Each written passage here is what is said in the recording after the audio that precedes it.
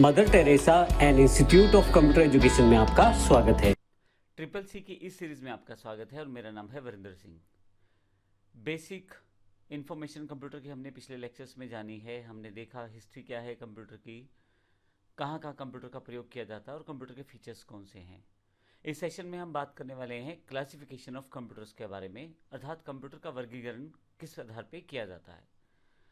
हम कंप्यूटर को मुख्यतः 3 आधार पर बांट सकते हैं। पहला, एप्लीकेशन के आधार पे कि किस प्रकार उसका प्रयोग किया जाए, पर्पस के आधार पे उसको प्रयोग करने का पर्पस क्या हो, और साइज़ के आधार पे उसके साइज़ के आधार पे भी हम उसको क्लासिफाई कर सकते हैं।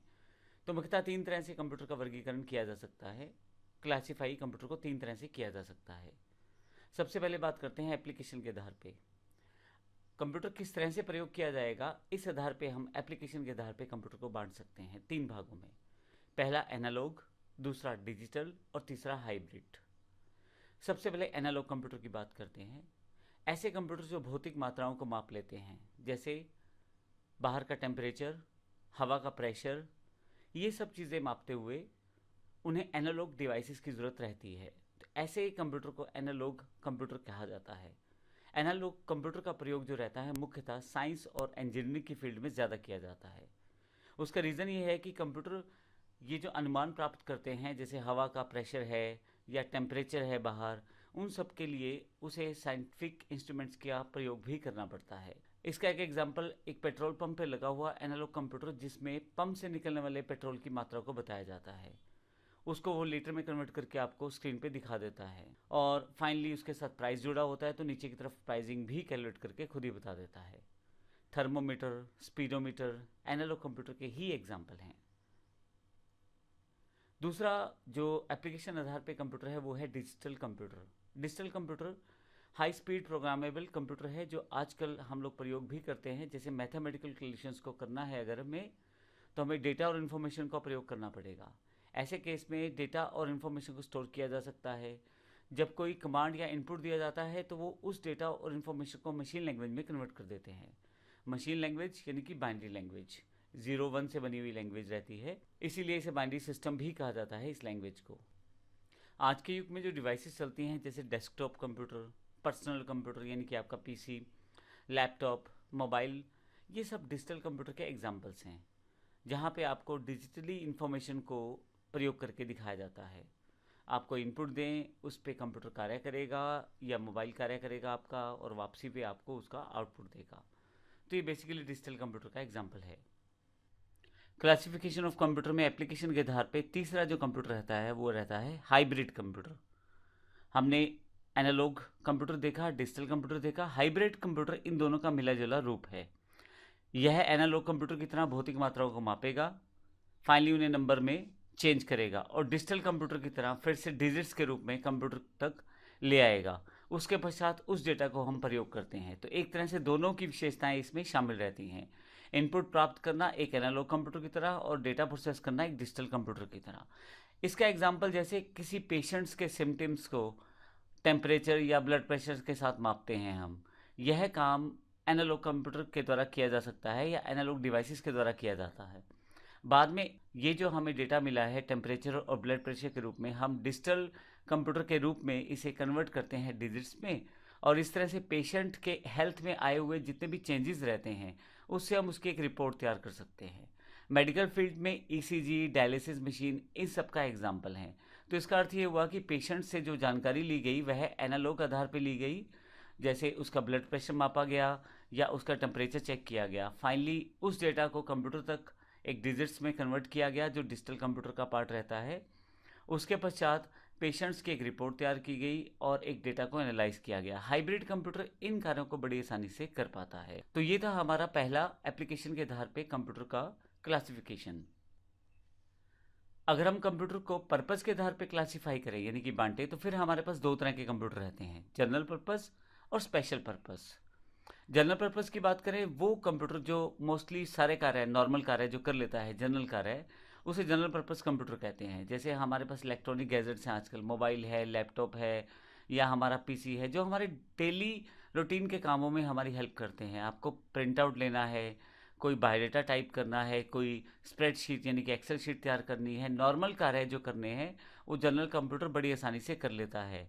तो इस तरह के जो डे टू डे रूटीन के कार्य हम जिस कंप्यूटर में कर पाए वो जनरल पर्पस कंप्यूटर कहलाएगा।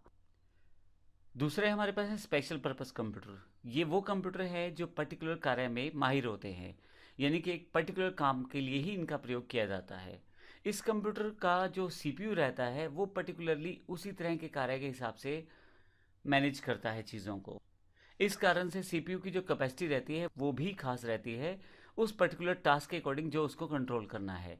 जैसे ट्रैफिक सिस्टम को कंट्रोल करना है तो उसका जो सीपीयू रहेगा वो अलग तरह का बिहेव करेगा और अलग कैपेसिटी का रहेगा। एग्रीकल्चर के प्रोडक्ट्स यूज़ करने हैं किसी जगह पे तो उसके लिए सीपीयू अलग तरीके से बिहेव करेगा, लेकिन उसके लिए अलग कैपेसिटी इस्तेमाल की जाएगी।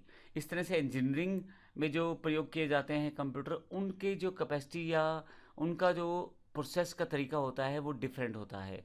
तो ये पर्टिकुलर चीज़ें जो हम लोग करते हैं उसके लिए प्रयोग किए जाने वाले जो कंप्यूटर रहते हैं उन्हें स्पेशल पर्पस कंप्यूटर कहते हैं। रिसर्च में, वेदर फोरकास्टिंग में, इन सब जगह पे, स्पेस साइंस में स्पेशल सीपीयूज को प्रयोग किया जाता है जिनका कार्य एक स्पेशल तरह की टास्क को परफॉर्म करना है। तो ऐसे कार्य करने वाले कंप्यूटर्स को स्पेशल पर्पस कंप्यूटर कहा जाता है। अगला जो वर्गीकरण है यानी कि क्लासिफिकेशन है वो साइज के आधार पे है। Micro computer, mini computer, main frame computer और सुपर कंप्यूटर, ये 4 इसके एग्जाम्पल हैं। सबसे पहले माइक्रो कंप्यूटर प्रयोग करते हैं। सबसे पहले माइक्रो कंप्यूटर की बात करते हैं। टेक्नोलॉजी में जब से इंटेल कंपनी ने माइक्रो प्रोसेसर्स प्रयोग करने शुरू किए हैं या हमें मिले हैं तो उसके पश्चात से हमारे माइक्रो कंप्यूटर बड़े इंपॉर्टेंट हो गए हैं। ऑलमोस्ट सभी टास्क जो हमें डे टू डे रूटीन के करने हैं वो सारे हम माइक्रो कंप्यूटर से कर लेते हैं।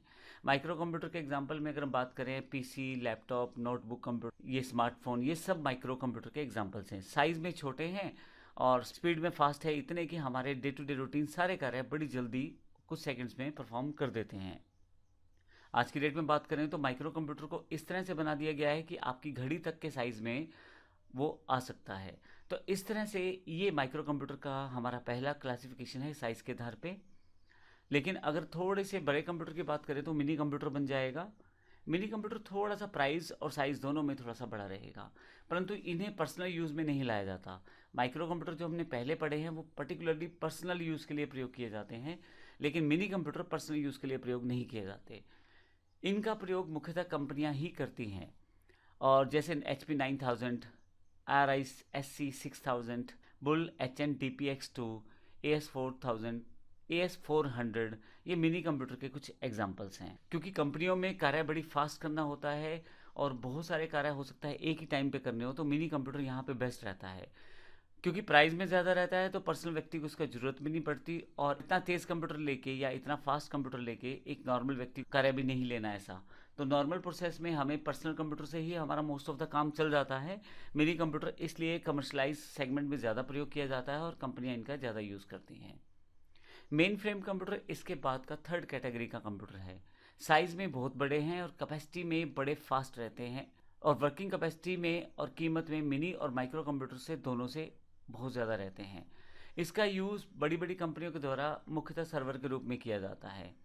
जैसे एक मेन फ्रेम कंप्यूटर एक बैंक के सर्वर के रूप में प्रयोग किया जाएगा, जहाँ पे किसी भी तरह की ट्रांजैक्शन अगर होती है तो वो रिप्लाई करना मेन फ्रेम कंप्यूटर का कार्य रहता है।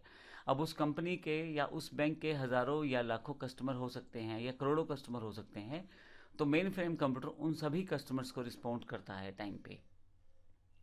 इसके अलावा मेन फ्रेम कंप्यूटर का प्रयोग जैसे अकाउंट्स के डिटेल रखने या बिल्स को भेजने या लेबर्स को पे आउट करने में, ये छोटे छोटे एग्जाम्पल्स हैं जिनका प्रयोग किया जाता है। लेकिन मुख्यतः इसका प्रयोग किया इसलिए जाता है क्योंकि ये साइज़ में बड़े हैं, बहुत ज़्यादा फास्ट हैं, वर्किंग कैपेसिटी बहुत ज़्यादा है, तो एज अ सर्वर इन्हें मुख्यतः कंपनियां प्रयोग करती हैं ताकि जो बाकी लोग हैं उन कंप्यूटर से कनेक्ट होकर अपना कार्य आसानी से कर पाएँ। इसमें CDS साइबर, IBM 4381, यूनिवेक 1110, ये इसके मुख्य एग्जाम्पल्स हैं। अगला जो क्लासिफिकेशन ऑफ कंप्यूटर के अंतर्गत साइज के आधार पे जो अगला पार्ट हम लोग देख रहे हैं वो सुपर कंप्यूटर है।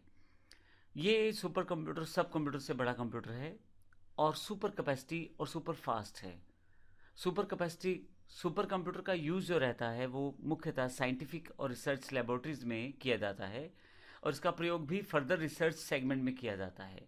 एग्जाम्पल जैसे वेदर फोरकास्टिंग है, या कुछ प्रोडक्शन क्वालिटी या कुछ क्वालिटी प्रोडक्शन है या कुछ एनिमेशनल इमेजेस को बनाना है, तो ऐसे कार्यों के लिए सुपर कंप्यूटर का प्रयोग किया जाता है। बहुत ही टेडिशियस टास्क रहते हैं और ये नॉर्मल टास्क नहीं रहते, पर्टिकुलर टास्क रहते हैं। तो सुपर कंप्यूटर इतने बड़े बड़े टास्क को बड़ी अच्छी तरह से परफॉर्म करता है।